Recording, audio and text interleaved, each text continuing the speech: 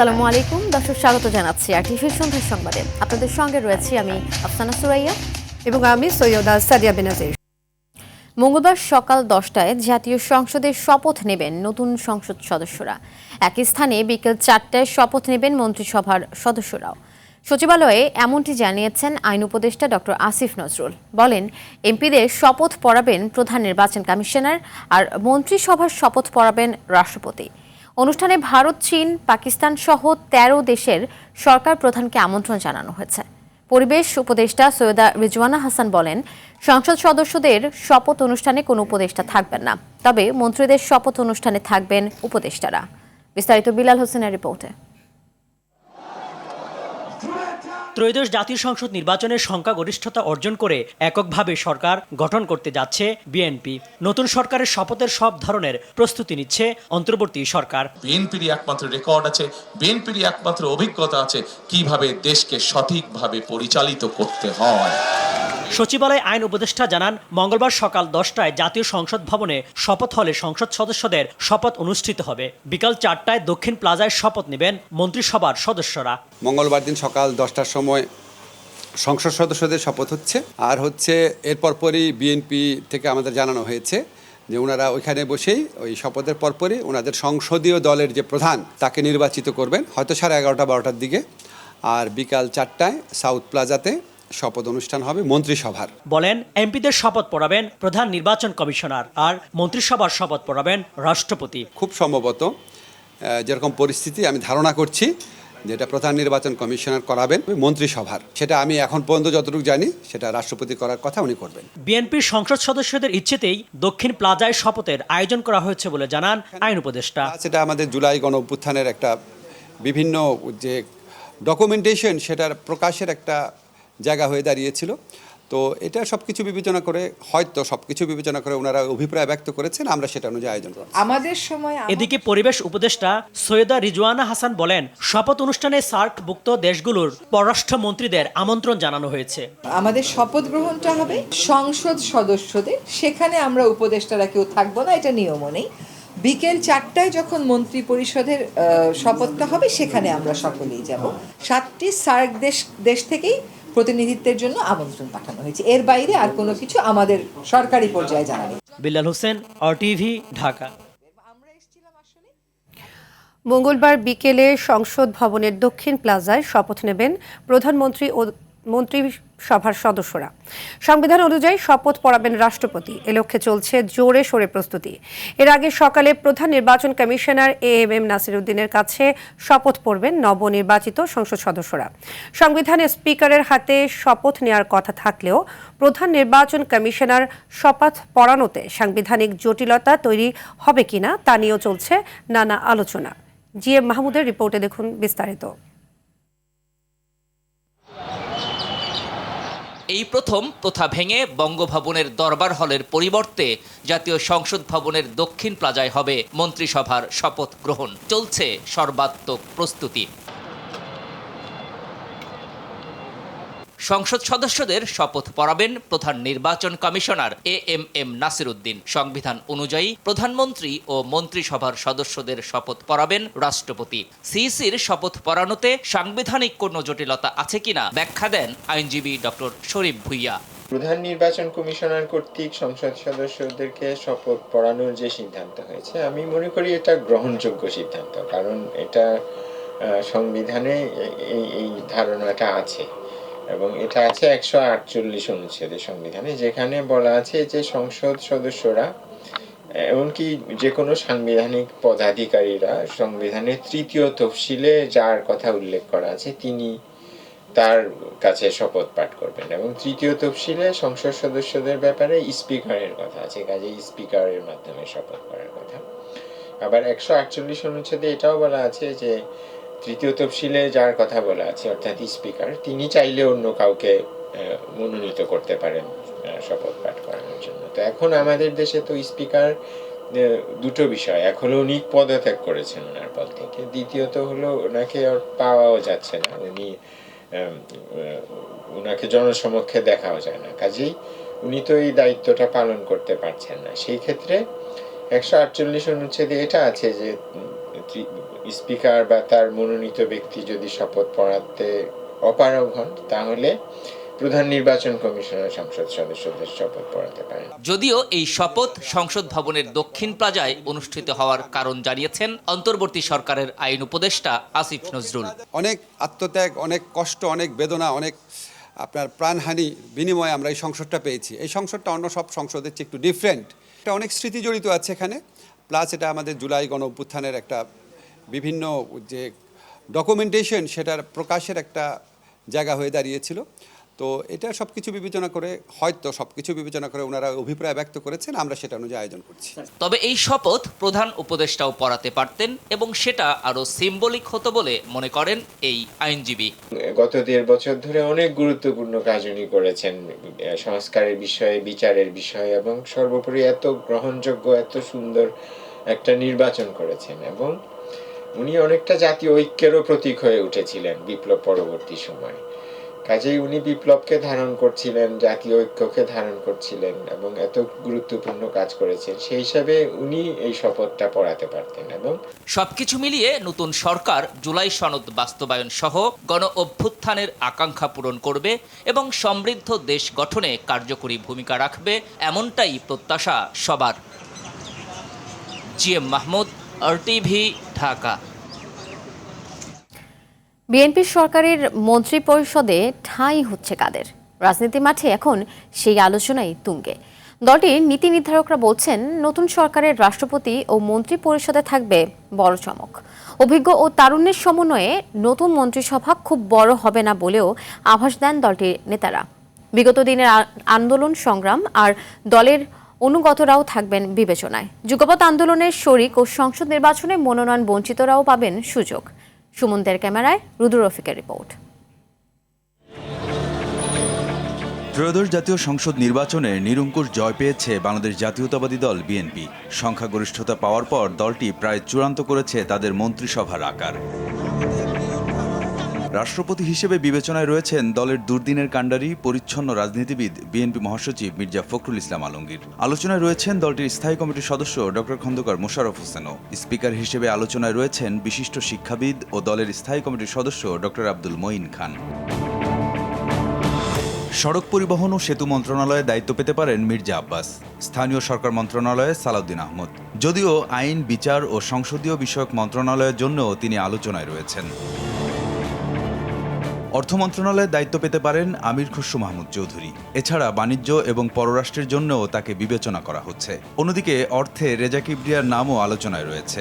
শিল্প মন্ত্রণালয়ে দায়িত্ব পেতে পারেন আমানুল্লাহ আমান। শিক্ষা মন্ত্রণালয়ে দায়িত্ব পেতে পারেন আনম এহসানুল হক মিলন। স্বাস্থ্যে ডাক্তার AZM জাহিদ হোসেন, আর কৃষিতে দায়িত্ব পেতে পারেন আব্দুল আওয়াল মিন্টু কিংবা শহীদুল ইসলাম বাবুল। স্বরাষ্ট্র মন্ত্রণালয়ে দায়িত্ব পেতে পারেন লুৎফুজ্জামান বাবর, আর প্রতিমন্ত্রী হিসেবে শহীদ উদ্দিন চৌধুরী অ্যানির নাম আলোচনায় রয়েছে। মহিলা ও শিশু বিষয়ক মন্ত্রণালয়ে দায়িত্বে আসতে পারেন শ্যামা ওবায়েদ। টেকনোক্র্যাট কোটায় তথ্য ও সম্প্রচার মন্ত্রণালয়ে রুহুল কবির রিজভী, জনপ্রশাসন মন্ত্রণালয়ে ইসমাইল জবিউল্লাহ এবং পররাষ্ট্র প্রতিমন্ত্রী হতে পারেন হুমায়ুন কবির।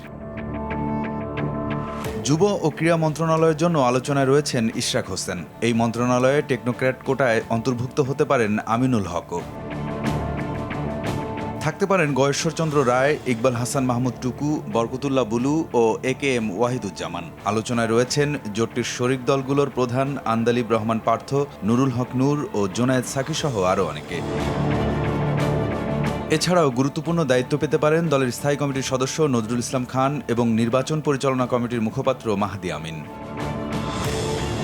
মন্ত্রিসভায় স্থান পেলে দক্ষতার সবটুকু উজাড় করে দিতে চান আলোচনায় থাকা নেতারা। কারিগরি শিক্ষাকে সবচেয়ে বেশি গুরুত্ব দিতে হবে বাংলাদেশে, কারণ কর্মসক্ষম জাতি বানাতে হলে আমাকে এই সেক্টরই সবচেয়ে বেশি ট্রাস্ট সেক্টর হিসেবে নিতে হবে।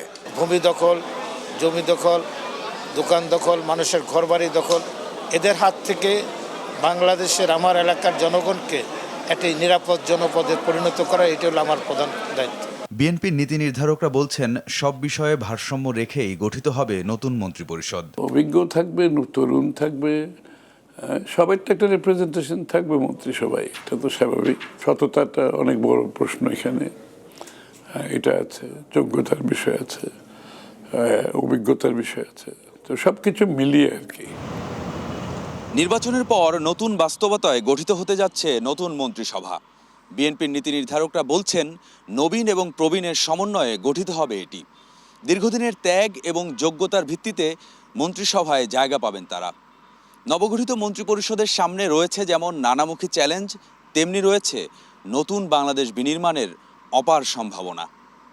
রুদ্র রফিক, RTV, ঢাকা।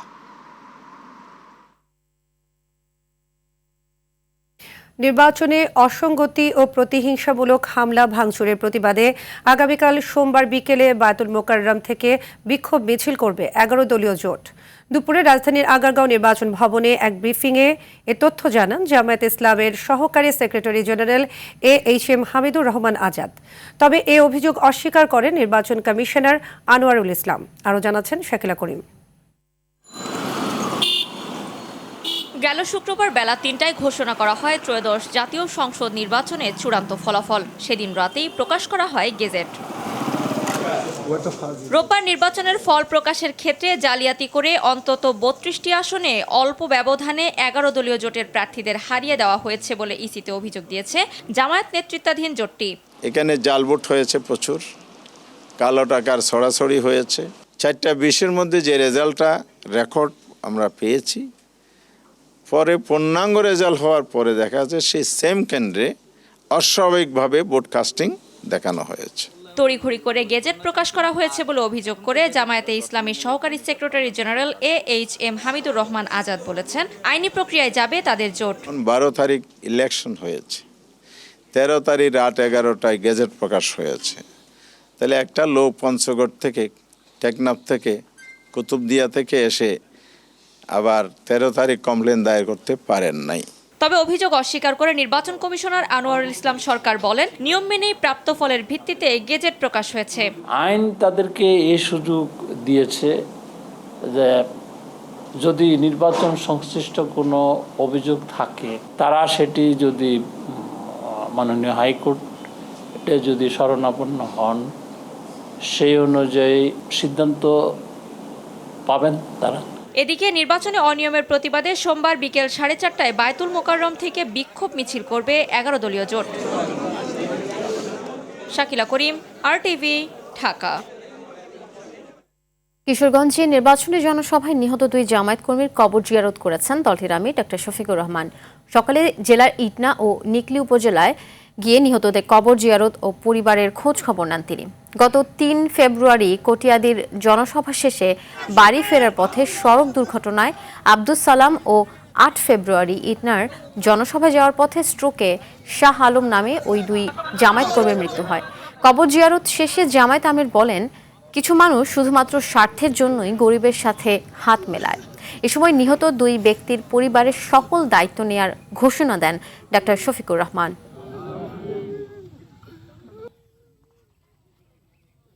বিশেষ বিশেষ সিজনে এই গরিব মানুষগুলোর সাথে হাত মেলান, একটু যখন তাদের থেকে আড়াল হয়ে যান তখন রুমাল বের করে অথবা টিস্যু পেপার দিয়ে হাত মুছেন। আমার জন্য দোয়া করবেন, যে প্রত্যাশায় পরিবারের ব্যাপারে রাখলাম, আল্লাহ যেন এটা পূরণ করার তৌফিক দান। ত্রয়োদশ জাতীয় সংসদ নির্বাচনে ভূমিধস বিজয় পাওয়া বিএনপি 49.97% এবং জামায়াতে ইসলামী 31.76% ভোট পেয়েছে। রোববার ইসির তৈরি দলভিত্তিক প্রাপ্ত ভোটের হার সংক্রান্ত প্রতিবেদন থেকে এসব তথ্য জানা যায়। এছাড়া জাতীয় নাগরিক পার্টি এনসিপির 3.05%, বাংলাদেশ খেলাফত মজলিস 2.09% ও ইসলামী আন্দোলন বাংলাদেশ 2.70% ভোট পেয়েছে। 299 আসনের ভোটে 60টি নিবন্ধিত দলের মধ্যে 50টি দল অংশগ্রহণ করে। এর মধ্যে 297টি আসনের ফলাফলের গেজেট প্রকাশ করেছে ইসি। চট্টগ্রাম 2 ও চট্টগ্রাম 4 আসনের ফলাফল ঘোষণা করা হবে আদালতের মামলা নিষ্পত্তির পর। ইসির ঘোষিত ফলাফল অনুযায়ী এবারের নির্বাচনে 297টি আসনে ভোট পড়েছে 59.44%।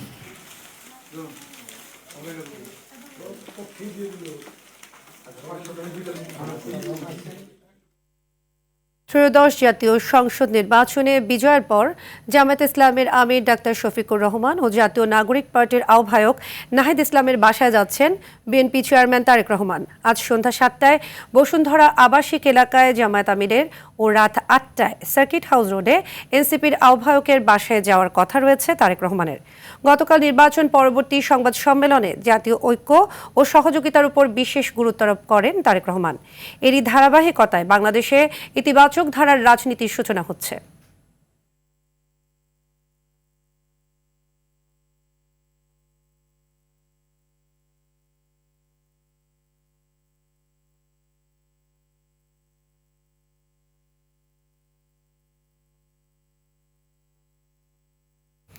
দর্শক, এই মুহূর্তে রাজধানীর বসুন্ধরা আবাসিক এলাকায় জামায়াত আমিরের বাসায় আছেন সহকর্মী শামীম চৌধুরী। সেখান থেকে সরাসরি যোগ দিচ্ছেন তিনি। শামীম, আপনি জামায়াত আমিরের বাসায় আছেন, তো বিএনপি চেয়ারম্যান তারেক রহমান কখন নাগাদ এসে পৌঁছবেন, সেখানকার পরিবেশ পরিস্থিতি কেমন দেখছেন আমাদের জানাবেন।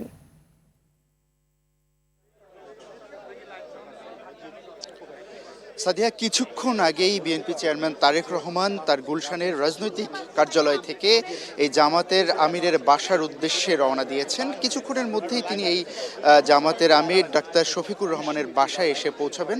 ইতিমধ্যে আমরা দেখেছি বিএনপি চেয়ারম্যানের যে নিরাপত্তা রক্ষী রয়েছে, স্পেশাল সিএসএফ সদস্যরা, তারা এখানে এসে উপস্থিত হয়েছেন। এখানে নিরাপত্তা রক্ষার জন্য উপস্থিত হয়েছেন সরকারি বাহিনীর সদস্যরা, পুলিশ এবং অন্যান্য বাহিনীরা। সাদিয়া, একটি বিষয় আপনি জানেন যে গত শুক্রবারে নির্বাচন কমিশন গেজেট প্রকাশ করেছে, যে গেজেটের মাধ্যমে আমরা জানতে পেরেছি যে বিএনপি এককভাবে 213টি আসন নিয়ে সংখ্যাগরিষ্ঠতা অর্জন করে জয় পেয়েছে, যার মধ্যে জোট সদস্য রয়েছে, কিন্তু বিএনপি এককভাবে পেয়েছে 209টি আসন। এরপরই কিন্তু আনুষ্ঠানিকভাবে বিএনপি চেয়ারম্যান তারেক রহমান গতকাল সাংবাদিকদের সঙ্গে একটা সংবাদ সম্মেলন করেছেন এবং সেখানে তিনি বলেছেন যে তিনি দেশের যে বর্তমান পরিস্থিতি, এই পরিস্থিতিতে যদি সামনে এগিয়ে নিয়ে যেতে হয় তাহলে দল মত পথ যদি ভিন্নও থাকে তারপরও কিন্তু সবাইকে সঙ্গে নিয়েই দেশটাকে সুন্দর করে সাজানোর জন্য কাজ করতে হবে।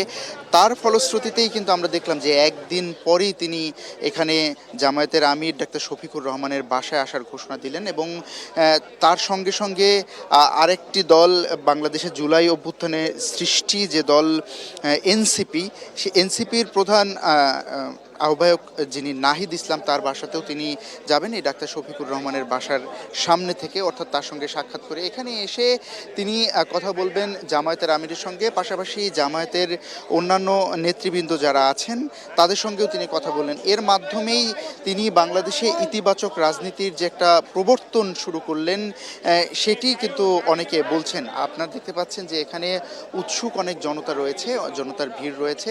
তারেক রহমানের আশাকে কেন্দ্র করে তারা এখানে ভিড় জমিয়েছেন, তারা তারেক রহমানকে এখানে দেখতে চান এবং পাশাপাশি তারেক রহমান ডাক্তার শফিকুর রহমানের সঙ্গে কি কথা বলবেন সেই বিষয়েও আসলে জানার জন্য আগ্রহী হয়ে এখানে এসেছেন তারা জানার জন্য।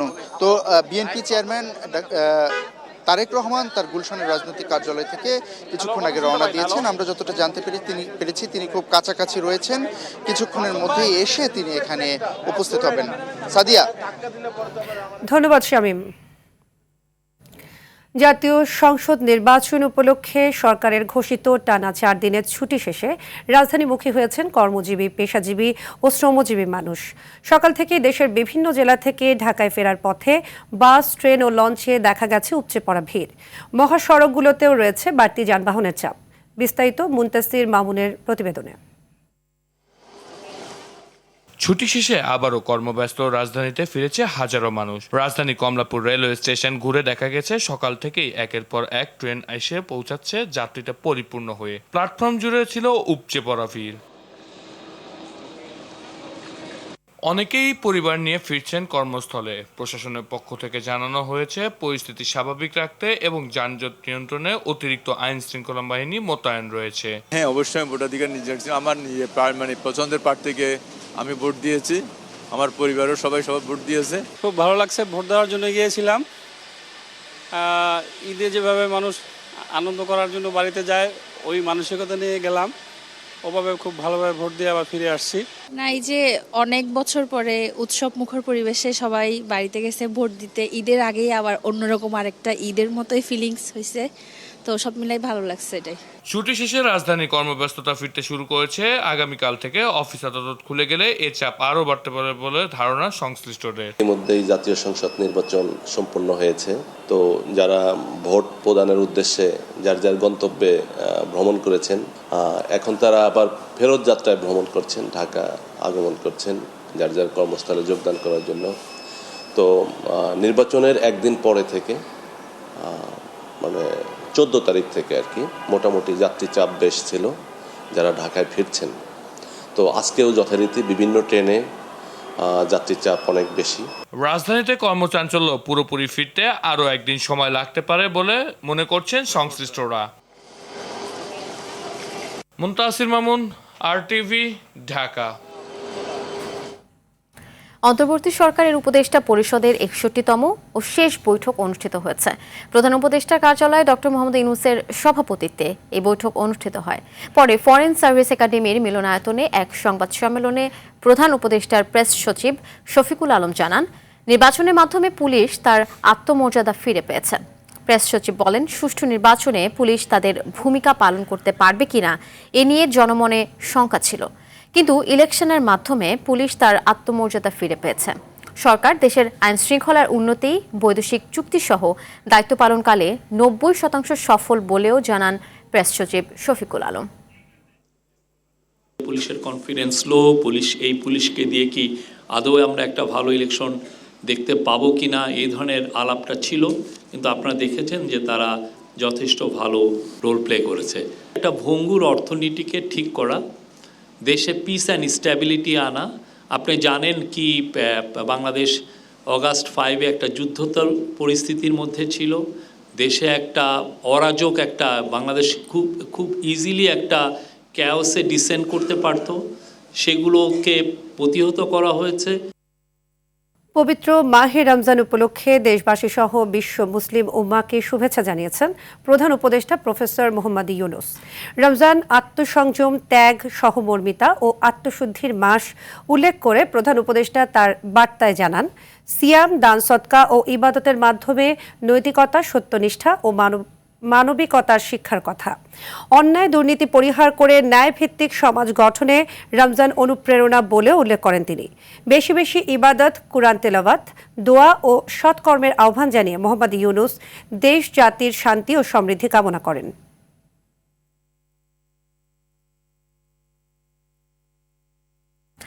রমজান মাসে মাধ্যমিক ও নিম্ন মাধ্যমিক স্কুল বন্ধ রাখতে নির্দেশ দিয়েছেন হাইকোর্ট।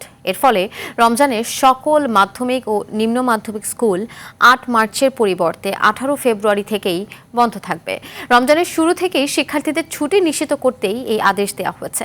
স্কুলের বার্ষিক ছুটির তালিকা বিশ্লেষণ করে দেখা গেছে, চলতি বছরে শিক্ষা প্রতিষ্ঠানে মোট 64 দিন ছুটি রয়েছে। এর মধ্যে 8 মার্চ থেকে পবিত্র রমজান শুরু হয়ে ঈদুল ফিতর, জুমাতুল বিদা, স্বাধীনতা দিবস সহ কয়েকটি ছুটি মিলিয়ে টানা 19 দিন স্কুল বন্ধ থাকার কথা ছিল।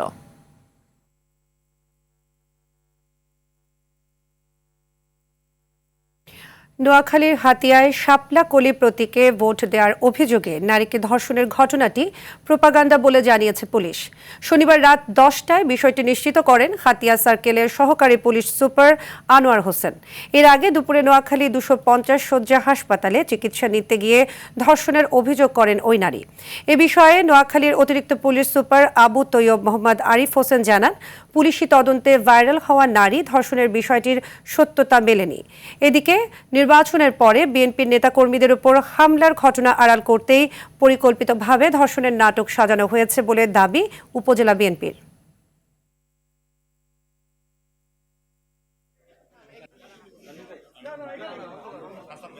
একজন নারী হাসপাতালে ভর্তি, হাসপাতাল থেকে বিভিন্ন বক্তব্য দিচ্ছেন, তো তার কাছে আমাদের অফিসাররা যায়, তাকেও জিজ্ঞাসাবাদ করে শুনে, তো উনি যার বিরুদ্ধে অভিযোগ দিচ্ছেন, তো সেই সময় আমরা ওই একই হাসপাতালের খতিয়ানে দেখা যায় যে উনি সেই সময় চিকিৎসাধীন ছিলেন হাসপাতালে।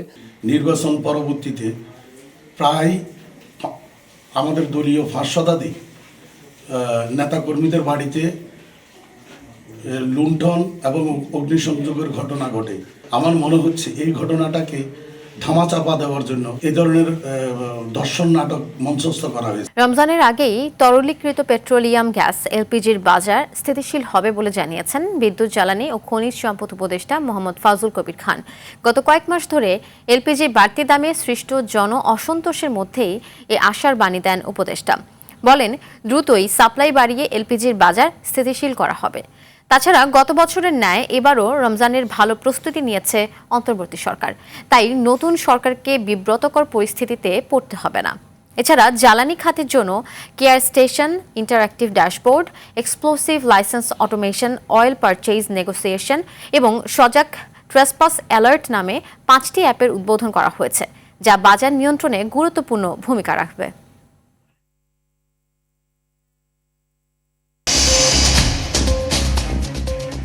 দর্শক, সন্ধ্যার সংবাদ এ পর্যন্তই।